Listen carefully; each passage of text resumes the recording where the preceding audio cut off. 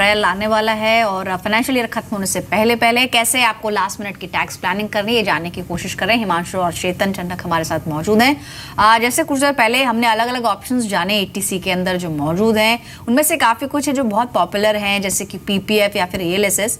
लेकिन हिमांशु, अगर हम और ऑप्शंस की बात करें तो आपको क्या लगता है, क्योंकि आप बहुत सारे क्लाइंट्स से मिलते भी होंगे, अवेयरनेस लेवल्स के हिसाब से और एक रुझान भी होता है क्योंकि रिस्क थोड़ा सा अगर कम लेना चाहते हैं इन्वेस्टर्स, कौन से सबसे ज़्यादा पॉपुलर आपको लगते हैं?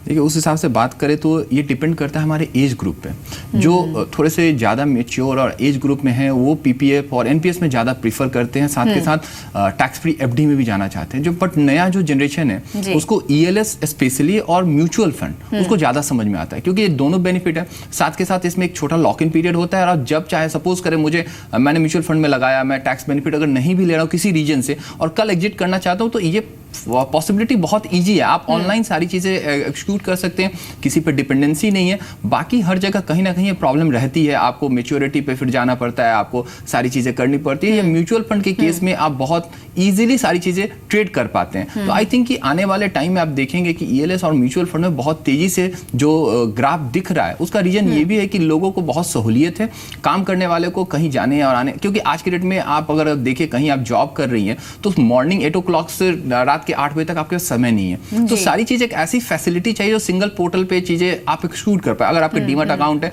तो वहीं से सारी चीज़ें ऑपरेट हो जा रही हैं, आपको कहीं आने की जरूरत नहीं है। साथ के साथ एग्जिट चार्जेस भी काफ़ी कम हो गए हैं, पहले जो इनके लोडिंग थे वो भी काफ़ी कम हुए। तो एक अच्छा अपॉर्चुनिटी है कहीं भी किसी भी नए लोगों के लिए, साथ के साथ जो थोड़े से 35-40 के आसपास है उनके लिए भी एक अच्छा ऑप्शन है। तो आई थिंक कि मेरे पास जितने लोग आते हैं उनको हम स्पेशली पीपीएफ में भी कहते हैं, लेकिन साथ के साथ म्यूचुअल फंड में और रिस्क डाइवर्सिफाई करने की कोशिश करते हैं ताकि उन्हें बैलेंस मिल जाए। हो सकता है। चेतन, आपका भी एक क्विक कमेंट चाहेंगे अगर हम बात करें टैक्स प्लानिंग की, और क्योंकि लास्ट मिनट के बियॉन्ड अब हमें अप्रैल की तरफ भी देखना है, तो तरीका क्या होना चाहिए, यानी टैक्स प्लानिंग का जो आइडियल तरीका है, कैसे प्लानिंग करें? आपने जैसे पहले कहा कि आपकी जो इंडिविजुअल सैलरी है प्लस आपके जो भी एक्सपेंसेस हैं उनको आप आकलन करें, एनालाइज करें, उसके हिसाब से अपनी प्लानिंग करें। बट क्या टिप्स आपकी तरफ से रहेंगे लास्ट मोमेंट में टैक्स प्लानिंग करने के लिए, और साथ ही ये जो 10 दिन है इनका फायदा कैसे उठाया जा सकता है? अगर अप्रैल की प्लानिंग अभी से की जाए, एटलीस्ट एक गोल सेट किया जाए, क्योंकि अगले महीने फिर से एक टैक्स डिक्लेरेशन अपने एम्प्लॉयर्स को देना होता है, सभी सैलरीड एम्प्लॉयज को। ऐसे में जो गलतियां इस बार हुई वो गलतियां अगले साल ना रिपीट हो, क्या करना चाहिए उसके लिए? जैसे मैंने बताया स्टार्टिंग में ही कि आपको सबसे पहले तो एनालाइज करना है आपका इन्वेस्टमेंट का पोर्टफोलियो और आपका पे स्ट्रक्चर एनालिसिस कर लीजिए। वो आपको बहुत हेल्प करेगा अगले साल के टैक्स प्लानिंग में। हो सकता है इस साल में आपने बहुत सारे जो एक्सपेंसेस लिंक्ड एग्जम्पशंस या डिडक्शंस है जो कि एम्प्लॉयर के पास से आपको मिल सकते थे वो आप मिस कर गए हो, जैसे कि कार रिइंबर्समेंट है या फिर मेडिकल रिइंबर्समेंट है या फिर वैसे ही कुछ perquisites, telephone reimbursement.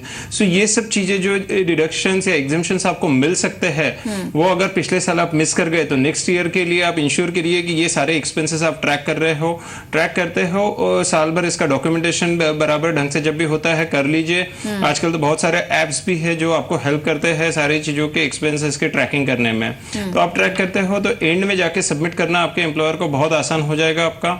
Second thing, आप कुछ आपकी एक्सपेंसेस लिंक डिडक्शन है सेक्शन 80 के अंडर, जैसे 80DD medical expenses relating to critical illnesses, or if you are been taking care of any physically disabled person, so ये deductions का benefit देखिए आपको मिल सकता है क्या कुछ, या फिर मेडिकल इंश्योरेंस का जैसे अब है वो है। तो ऐसे बेनिफिट्स देखिए कहाँ पे आपके एक्सपेंसेस होते हैं। Try to analyse your expense trend and try to take the benefits of your expenses maximum possible. उसके अलावा फिर आपको इन्वेस्टमेंट का गोल्स आपके करने हैं डिसाइड, और उसके हिसाब से स्टार्ट से आपको प्लान करते हुए मंथली बेसिस पे SIP मोड से, चाहे वो PPF हो चाहे वो ELSS हो, मंथली बेसिस पे आप इन्वेस्टमेंट करना शुरू कर दीजिए। तो आपके एकदम से बर्डन भी नहीं आएगा ईयर एंड पे।